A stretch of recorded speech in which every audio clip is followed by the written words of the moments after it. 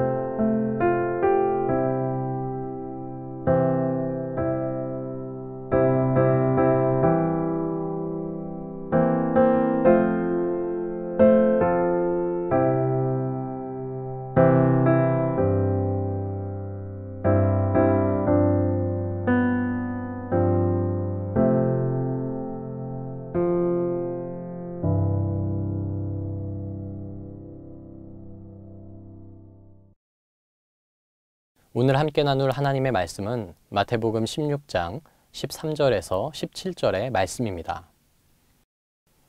예수께서 빌립보 가이사랴 지방에 이르러 제자들에게 물어 이르시되 사람들이 인자를 누구라 하느냐? 이르되 더러는 세례 요한, 더러는 엘리야, 어떤 이는 예레미야나 선지자 중에 하나라 하나이다. 이르시되 너희는 나를 누구라 하느냐? 시몬 베드로가 대답하여 이르되 주는 그리스도시요 살아계신 하나님의 아들이시니이다. 예수께서 대답하여 이르시되 바요나 시몬아 내가 복이 있도다. 이를 내게 알게 한 이는 혈육이 아니요 하늘에 계신 내 아버지시니라. 아멘. 세 번역으로 읽겠습니다. 예수께서 빌립보의 가이사랴 지방에 이르러서 제자들에게 물으셨다. 사람들이 인자를 누구라고 하느냐? 제자들이 대답하였다. 세례자 요한이라고 하는 사람들도 있고 엘리야라고 하는 사람들도 있고 예레미야나 예언자들 가운데의 한 분이라고 하는 사람들도 있습니다. 예수께서 그들에게 물으셨다. 그러면 너희는 나를 누구라고 하느냐? 시몬 베드로가 대답하였다. 선생님은 살아계신 하나님의 아들 그리스도십니다. 예수께서 그에게 말씀하셨다. 시몬 바요나야, 너는 복이 있다. 너에게 이것을 알려주신 분은 사람이 아니라 하늘에 계신 나의 아버지시다. 아멘. 오늘 말씀은 예수님과 제자들이 가이사랴 빌립보라고 하는 지역에 도착했을 때의 이야기입니다. 가이사랴 빌립보는 갈릴리 북쪽에 위치했던 도시였고요. 이 도시의 이름은 두 사람의 이름을 합성해서 만들어진 이름이었습니다. 앞에 나오는 가이사랴는 로마의 황제 케사르의 이름을 따서 붙여졌고요. 뒤에 나오는 빌립보는 당시 이 지역을 다스리고 있었던 분봉왕 헤롯 빌립의 이름에서 가져온 것이었죠. 이 당시에는 아름답고 웅장한 건축물을 만들어서 이 로마의 황제에게 헌정하는 일이 굉장히 큰 업적으로 여겨졌었습니다. 그래서 헤롯 빌립이 로마의 황제 케사르를 기려서 이 가이사랴 빌립보라는 도시를 만들었던 것이죠. 자, 그러면 한번 생각해 보세요. 당시 이 나라를 다스리고 있었던 로마의 황제, 그리고 그 지역을 실질적으로 통치하고 있었던 빌립의 이름이 붙은 도시가 절대로 초라하진 않았겠죠. 아마 그 어떤 도시보다도 웅장하고 화려하고 호화로운 그런 멋진 건축물들로 즐비했던 도시가 바로 이 가이사랴 빌립보였을 것입니다. 자, 그런데 바로 이러한 호화로운 황제의 도시 앞에서 예수님이 오늘 제자들에게 어떤 질문을 던지세요. 어떤 질문이었죠? 사람들이 나를 누구라 하느냐? 이 예수님의 질문에 제자들은 앞다투어 자신이 들은 예수님에 관한 이야기를 말합니다. 예수님, 어떤 이는 세례 요한이 환생했다고 합니다. 예수님, 어떤 이는 엘리야와 같은 위대한 선지자라고 하는 사람도 있었습니다. 예수님, 어떤 이는 예레미야 같은 선지자 중에 하나라고 하던데요. 이런 제자들의 대답을 다 들으신 예수님께서는 다시 한번 제자들에게 질문을 던지십니다. 그러면 너희는 나를 누구라고 하느냐? 그러자 다들 머뭇머뭇거리고 있는데 그때 이 침묵을 깨뜨린 사람이 있었습니다. 언제나 나서기를 좋아하는 우리의 베드로였죠. 스스로 예수님의 수제자임을 자부했던 베드로는 이렇게 대답을 합니다. 주는 그리스도시요 살아계신 하나님의 아들이십니다. 사실 오늘날 우리에게 이 하나님의 아들이라고 하는 표현은요, 그리 낯선 표현은 아닙니다. 하지만 베드로는 아니었어요. 베드로는 유대인이었죠. 유대인들은 감히 하나님의 이름을 부르지 못했습니다. 얼마나 그 이름을 신성히 여겼는지 성경을 필사하는 서기관들은요, 성경을 필사할 때 이 여호와라는 단어가 나오면 집에 가서 목욕을 하고 또 쓰던 붓도 버리고 새 붓을 가지고 와서 그 이름을 적었다고 합니다. 게다가 하나님의 이름을 감히 부르지 못하다 보니 하나님의 이름을 부르는 법도 잊어버렸어요. 지금 우리가 하나님을 여호와라고 부르는 것도 사실은 그렇게 불렀을 것이다 라고 이 후대에서 추측해 부르는 것이거든요. 그 정도로 유대인들에게 하나님이라는 존재는 감히 입에 담을 수도 없고 가까이 할 수도 없는 그런 존재였습니다. 그러니까 예수님이 하나님을 아버지라고 했을 때 유대인들이 예수님을 죽이려 했던 것도 그들에게 하나님은 너무 거룩한 분이었기 때문에 감히 누가 하나님과 어떤 관계에 있다라는 것을 도저히 받아들일 수가 없었기 때문이죠.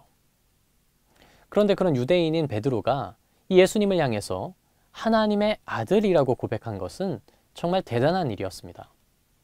그래서 예수님도 이 베드로의 고백을 듣고 깜짝 놀라셨어요.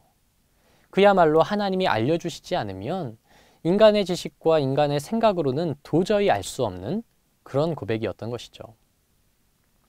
여러분은 오늘 예수님에 대해서 어떤 고백을 하고 계십니까? 오늘 이 제자들에게 하셨던 질문, 너는 나를 누구라 생각하느냐? 이 질문은 오늘 우리에게 하시는 우리 주님의 질문이기도 합니다. 물론 여러분들도 오늘 이 베드로와 동일한 고백을 하나님께 올려드리고 계실 줄로 믿습니다. 자, 그런데요. 이 베드로가 이 고백을 하고 난 다음에 했던 행동이 조금은 충격적이에요.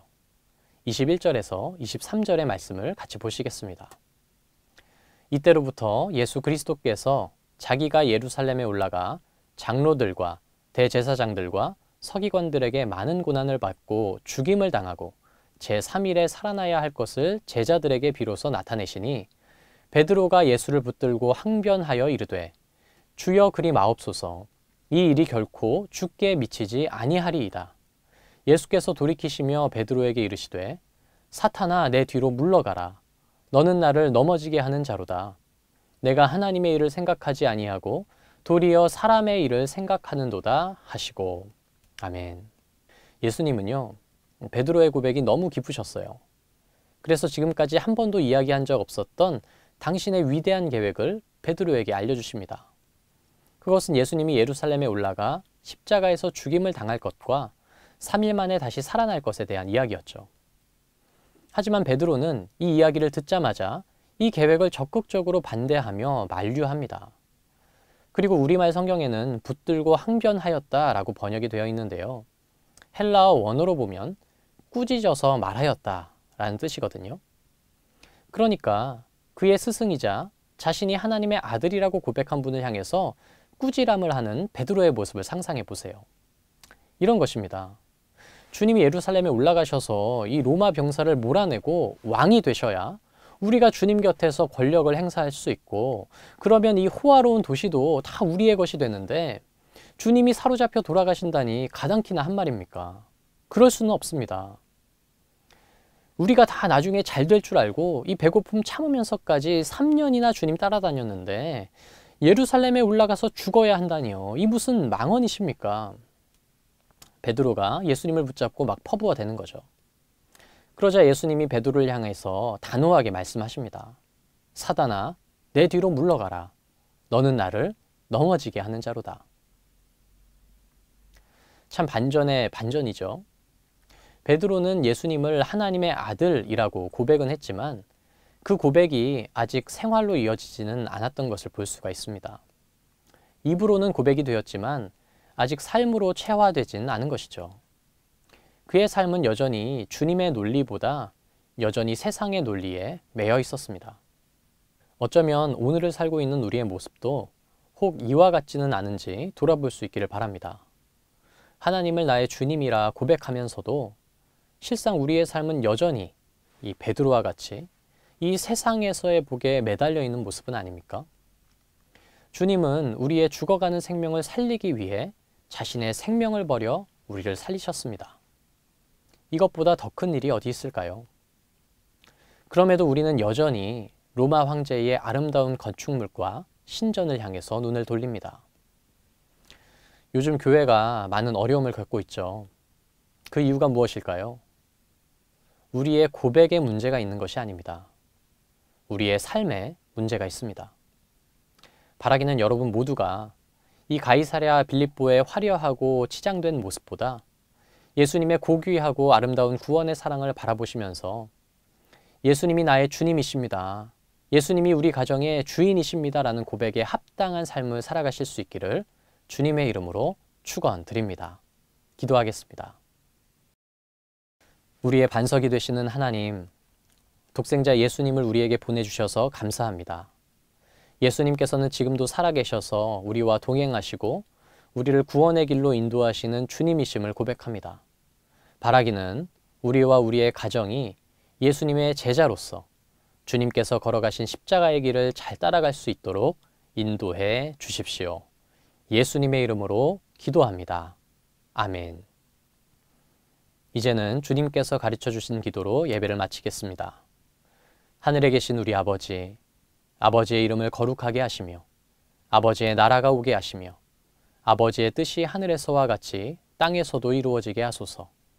오늘 우리에게 일용할 양식을 주시고 우리가 우리에게 잘못한 사람을 용서하여 준 것 같이 우리 죄를 용서하여 주시고 우리를 시험에 빠지지 않게 하시고 악에서 구하소서.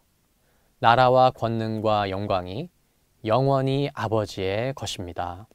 아멘.